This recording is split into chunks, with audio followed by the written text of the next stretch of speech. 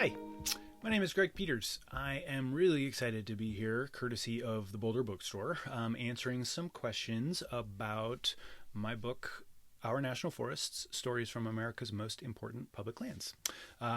This book came out in November, just a little less than a month ago from when I'm recording this Q&A right now. And it is available at the Boulder Bookstore. So I hope you swing over and grab it and give it a read. Big thanks to Stephanie from the Boulder Bookstore for providing me with a handful of questions to answer for you all. I'm looking forward to diving in to those and talking a little bit about the book, and then doing a short reading here to close out this Q&A. So thank you again, and without further ado, I'm going to dive right in. The first question that Stephanie provided is, what inspired me to write this book? Well, for about 8 years, from 2010 through 2018, I had the privilege of working at the National Forest Foundation. The NFF, which is the shorthand for the National Forest Foundation that we use, is a conservation nonprofit that was chartered by Congress to work with the Forest Service, which manages our national forests, to engage Americans in the stewardship and enjoyment of national forests. We do a lot of work in Colorado, and I hope maybe some of you listening might have heard of the NFF. If you haven't, please check it out, nationalforests.org. I don't work there anymore, but it is a great organization. And so while I was there, I was fortunate to be the communications director. And in that role, I really learned and felt strongly that not a lot of Americans had much knowledge about the National Forest System, if any knowledge about the National Forest System. We started a lot of conversations with potential donors, with individuals, whomever, with a real basic kind of what are the national forests? How are they different from national parks? How are they different from other public lands? Where are they? What do they do? That kind of stuff. And so I was inspired in part to write this book to help educate Americans and share the value and the importance of these lands with a broader set of the American public. The other inspiration was a little more practical and a little more opportunistic. When I worked at the NFF, we were approached by Will McKay from Timber Press, which published the book in around 2017 after the Eagle Creek fire on the Columbia River Gorge National Scenic Area just east of Portland, where Timber Press is based and where Will lives. And Will was curious if the NFF could help Timber Press produce a book about national forests. He felt like I did, that not a lot of Americans knew much about national forests, that there was some opportunity to develop a book that shared some stories about these public lands. And so he approached the NFF to see if we could help out.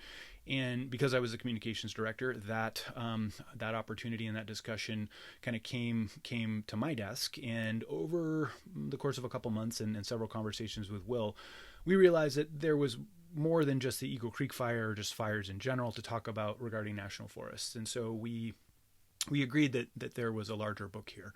And the timing worked out that I was able to move on from my role at the NFF and take on this project and write the book. And I'm really pleased with how it came out. I'm really excited with the stories that I got to tell. Timber Press gave me a lot of freedom to cover topics and stories that I thought were interesting and relevant. And I'm just really pleased with how everything came together. So big thanks to Timber Press, big thanks to Will for having the initial idea and having the confidence in me to give it a shot. And big thanks to all the folks who are picking up the book and reading it and learning a little bit more about the National Forest System. All right. Question 2. What kind of research did you do while putting this book together? Well, again, I was really fortunate to have worked pretty closely with the Forest Service and with national forests for close to 10 years at the National Forest Foundation. So I felt like I had a pretty broad, maybe a mile wide and an inch deep understanding of the National Forest System, of some of the issues facing the National Forest System. So I felt like I already had a pretty solid foundation to start from.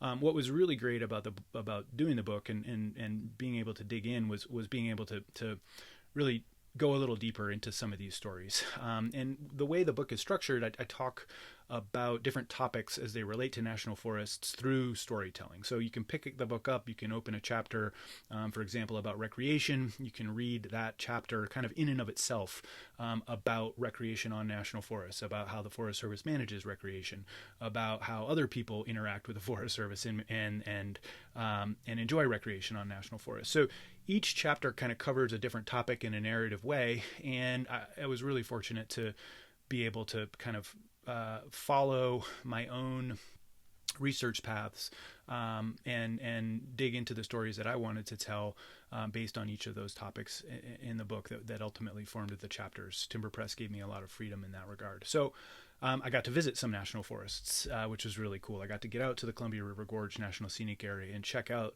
how the forest was responding after that fire in 2017. I got to go to Colorado and try to ski a 14er in the Pike San Isabel National Forest with some colleagues, former colleagues and friends. I got to go to Medewan National Tallgrass Prairie and explore that zone in that area a little bit. So I was able to both get out onto the forest, which was really exciting and really fun. And then also, of course, I spent a lot of time in this very room that I'm in right now, my little attic office here in my house in Missoula, Montana. Spending a lot of time reading other books that people had written about national forests, doing a lot of internet-based research about policies and governance of national forests, and talking to folks who were both in the Forest Service and not in the Forest Service, but who are dedicated or devoted or in some way engaged with national forests. So it was a great mix of being able to get out into the field, do some on-the-ground research, and then also spending a lot of hours at a computer or with a book in my hand, reading what other folks had written about national forests and diving really deeply into some of these stories and getting a better grasp of the history and the context for the stories that I wanted to tell. That question seamlessly kind of slides into the next one, which is what is one of the most surprising things I learned while writing this book. Geez, that's kind of a tough one. But I would say a couple things, I guess. So I'm not gonna just choose just one, but one really interesting thing was the role that three gentlemen, particularly Aldo Leopold, Arthur Carhart, and Bob Marshall, who were all employees of the Forest Service back in the 1920s and 1930s.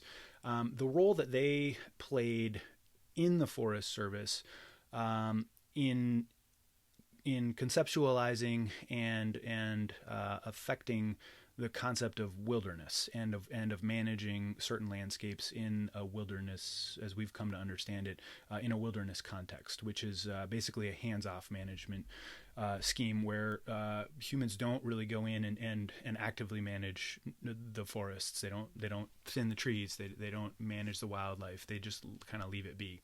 And these three guys played a really critical role in the development of the Wilderness Society, in the concept of wilderness as we understand it today. But they were also employees of the Forest Service, and they before the Wilderness Act was passed in 1964, played some really critical roles in using their administrative capacity within the Forest Service to push the Forest Service to manage lands that it had under its purview as wilderness long before the Wilderness Act was actually passed. So that was really a cool and interesting and surprising story that I didn't know that much about prior. I knew about the Wilderness Act, I knew about some of the other folks involved, but I didn't know as much about the role that those three gentlemen played in their capacity at the Forest Service at the time. So that was pretty cool to learn about. I'd say one other thing that really kind of jumped out at me and was surprising, it was the way that the Forest Service started its tree planting program. And this is actually maybe a slightly bigger topic, but the Forest Service has long been engaged in restoration in addition to timber harvesting and other aspects on the national forests. And I think that's a less known component of their work. When the forests in the East, which were absorbed into the federal estate after 1911 and the Weeks Act passed, they were in pretty tough shape from industrial timber harvesting. And the Forest Service embarked on a a multi-decade restoration effort to bring those forests back to health, to protect water supplies, actually. That sort of mirrored the Forest Service's involvement in restoring blown over farming lands during the Dust Bowl, which are now part of the National Forest System as national grasslands. And there are actually a few in Colorado, not just to the east of you all there in Boulder. And so the Forest Service has a long history of restoring the landscapes, whether it's restoring forests or restoring grasslands. And I think that was surprising to me. I think it's an undertold aspect of the Forest Service's history and of their current mission. Certainly, most coverage in the media and most of the controversy is around natural resource extraction from national forests. The Forest Service certainly does a fair bit of that still today, though less certainly than it used to. But not many folks know about that restoration ethos and restoration component of the Forest Service's mission and history. And so I found that pretty surprising and enjoyed telling that story in a couple different places in the book. The third question is, what are some of the concerns facing our national forests that are also facing our society as a whole?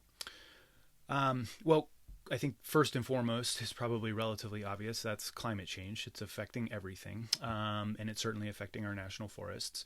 As you folks well know, we have longer fire seasons, more severe wildfires, more damaging and destructive wildfires.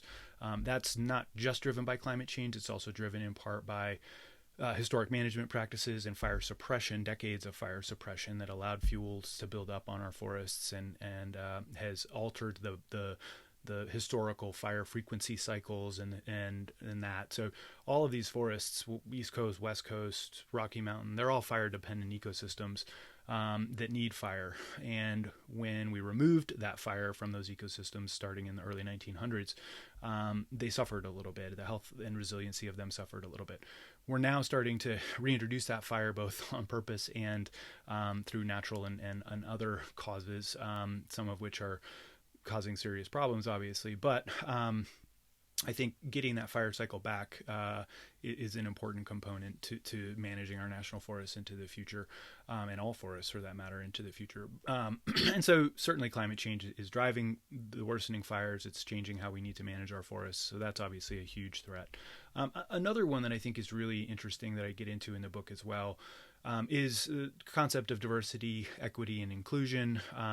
Finding ways for folks who might not have the capacity, the means, the ability to get out into nature, gain the benefits of being out in nature, of physical activity, of communing with nature, finding ways for those folks to access those. So removing some of those barriers. And it's similar to some of the same barriers that we see to access to finance and access to education and access to a lot of the benefits that many of us take for granted. We're seeing that show up in the public lands sphere and in national forests. So removing those barriers, getting folks, from Denver who don't have the means to get out into the Front Range, out into those areas, for example, is certainly something that I think crosses from general society into national forests in particular. The next question is a little bit different, a little bit lighter. What are some of the, do I have a favorite national forest? And Stephanie from Boulder Books said, she promises not to hold it against me if it is not in Colorado, which is a good thing. I do love the forests in Colorado, those that I've visited. But I have to say proximity to some of the forests here in Montana has probably influenced my answer to this question. I love the Lolo National Forest and I love the Bitterroot National Forest. They're sort of to the north and to the south of Missoula, respectively. I spend a lot of time in both of those places, hiking, backpacking, backcountry skiing in the wintertime, paddling in the summertime. I really enjoy being outdoors. I really enjoy outdoor recreation, and I just love being out on those places. I have a dog, and national forests are pretty welcoming to dogs, which is a fantastic thing for those of us that have them. And so I just feel really grateful to be able to get to both of those places so easily. Beyond that, I'm really intrigued by the Superior National Forest in Minnesota, and particularly the Boundary Waters Canoe Wilderness area that makes up, I think, close to 1 million acres of the Superior. That just seems like a really compelling landscape, and one that I'd really love to explore. And I'm also enamored of the desert Southwest. And this is one of the things that's really cool about the National Forest System. It's incredibly diverse. It goes from Alaska all the way to Puerto Rico. We've got, glaciers and Rocky Mountains and conifer forests all the way to tropical forests in Puerto Rico. And it also includes saguaro cacti forest in Arizona, for example, on the Coronado. And I just don't have a lot of experience with that type of landscape, and I really enjoy being able to explore those. I've been to the Coronado once, and look forward to getting back and getting an opportunity to explore that area a little bit more as well. Okay, the next question is, what have I been reading during the pandemic to stay hopeful? Wow. Well, I don't know if it's necessarily made me hopeful, but a book that I've been reading during the pandemic and am currently reading is called Names on the Land by George R. Stewart. It's a really cool book about how place names in America came to be. And it was written back originally in the mid 1940s. It's a post World War II book, and it's a really cool piece of sort of folk Americana history, and I've really enjoyed reading that a lot. I wouldn't necessarily say that it's kept me hopeful. Things that have kept me hopeful are reading stories of people getting outdoors and adventures, reading stories of diverse groups of people getting out and finding their way into these landscapes. So a lot of magazine stories, online stories about those types of adventures. Those have kept me hopeful. It's really been cool to see how, as people haven't traveled as much, they've sort of re-engaged with their local landscapes. And out west, as you well know, and as I've been able to experience, we have some incredible access to some amazing public lands, particularly our national forests. And so it's been fun learning a bit how other people have taken some of the opportunities that COVID has presented, which maybe don't seem like opportunities in some ways, but those opportunities to stay a little bit closer to the home, to re-engage, to re-explore, and to sort of see these backyard landscapes in a new way. And so that's been pretty cool and has provided me with some hope during the pandemic for sure. I also like to play the piano and the guitar, and that is a great way for me to kind of mellow out and get out of my own head a little bit. Okay, the last question is there anything else you want us to know about your book? And there are a couple other things, I guess, and not just so much about the book, but mostly about the National Forest System. The book has like 150 photographs in it, and one of the main reasons we wanted to include so many photographs was to highlight the diversity of landscapes and wildlife and other sort of scenic splendors that the National Forest System contains. And so I think that's something that I do really want folks to both come away with when they read the book by seeing and experiencing those photographs. I mentioned it a moment ago, but these landscapes are so different and so diverse and so incredible. The National Forest System is 193 million acres, so it's just huge. And again, all the way from Alaska to Florida, from Maine to California. I think there's only 7 or 8 states that don't have a national forest or a national grassland in them. So they're accessible, they're there, and they're just amazing. I think they rival in a lot of ways our national parks in terms of sort of scenery and vistas and things like that. So I certainly hope that the photos help deliver that to folks and help folks see the amazing diversity of these landscapes. One other thing I think is really important that I hope folks come away with from reading the book is that our national forests provide an amazing opportunity for public engagement. The Forest Service is governed by all kinds of public policy that requires them to solicit and to listen to public input. And so we have an opportunity, we have a chance to voice how we think these lands should be managed into the future. And I really hope that folks feel inspired to take advantage of those opportunities after reading the book, that they feel connected to these landscapes, even if they maybe didn't know as much about them as they did before they got the book, or even don't know as much about them as they want to know after reading the book. I really hope that they find those opportunities in their local backyard forests or other landscapes that mean a lot to them, and take the opportunity to comment and to engage with the Forest Service, and to let them know how they think, how we think, how you think our national forest should be managed. And frankly, I don't really care how you think our national forest should be managed. If you think there should be more timber harvesting or less timber harvesting, more wilderness or less wilderness, I just want people to recognize that there are those engagement opportunities for them to voice their opinion and to be engaged. And I think that's really important. Without engagement, our forests are going to be managed by more powerful interests. They're going to be influenced by more powerful interests. And national forests are really democratic in that way. And I hope folks come away from reading the book with that bit of information and that inspiration, I guess. Okay, the last thing Stephanie asked me to do was to read a little passage from the book, a short passage, and I'm going to do that. And this is actually from the end of the book, and it actually gets a little bit at what I just talked about. So here we go. The stories in this book mostly cover the last 200 years of American history, though some drift farther back into our collective past. But it's not a history book, and the stories that did make their way onto these pages are intended to provide context and perspective through which we can better understand current attitudes, events, and adventures. Of course, I've included stories about the Forest Service, lots of them, some positive, others negative. But in the story of the National Forest System, the Forest Service is only one actor. A principal one, to be sure, but just one in the sweeping saga that has shaped these landscapes. The government and its departments of agriculture, of interior, is another, and the citizens of the United States are yet another, both as individuals and as groups coalesced around a specific cause, be it wildlife, the timber industry, or motorized recreation. Our national forests were created from lands our country effectively stole from people who had lived here for millennia. But they also protected some of those same lands from the ravages of unfettered private enterprise concerned only with profit. Some have been subjected to poor management at the hands of those tasked with ensuring their long-term viability.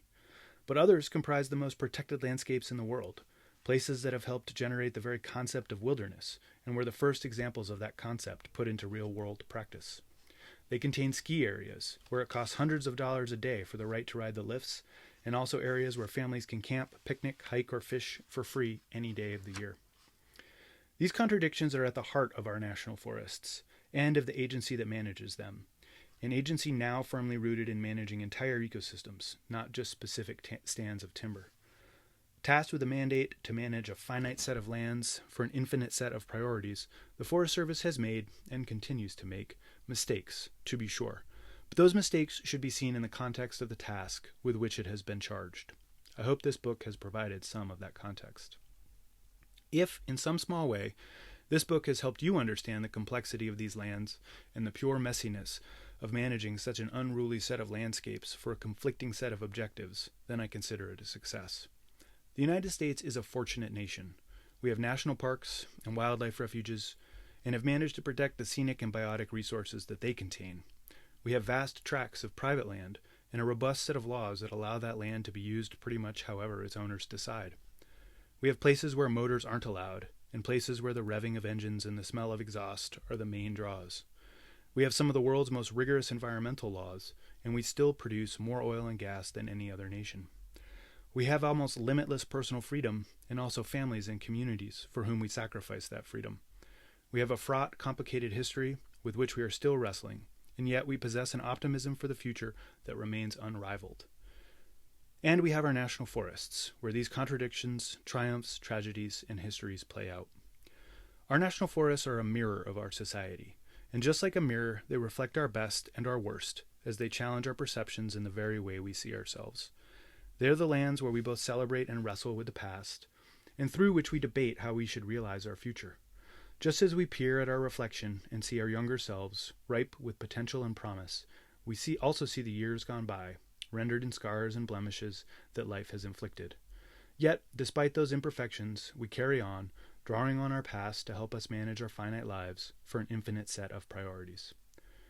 If we fail to act as agents of our lives or of our forests, they will be managed by external forces, to our benefit or our peril. The stories in this book reflect that agency. In the mid-1990s, a group of citizens decided that they could and should turn an abandoned military-industrial complex into a tall-grass prairie. Farther west, a motley assortment of skiers and snowshoers self-organized so they could spend their weekends searching for wolverines. Outside Portland, Oregon, groups have come together to heal a landscape they love. Their work is a metaphorical phoenix, rising from the literal ashes of a massive wildfire. Across the country, people who have historically been absent in the outdoors are showing that they have a place in our forests and in the media that has spent decades shunning them. The very genesis of our eastern forests proves that one person with vision and commitment can affect real progress. Sometimes such agency takes a long time to bear fruit, as evidenced by the long-running saga of the Badger 2 medicine. But even here, recent progress highlights how sustained effort and patience can overcome centuries of marginalization. The future of our forests is yet unwritten. What they will become and how is up to us.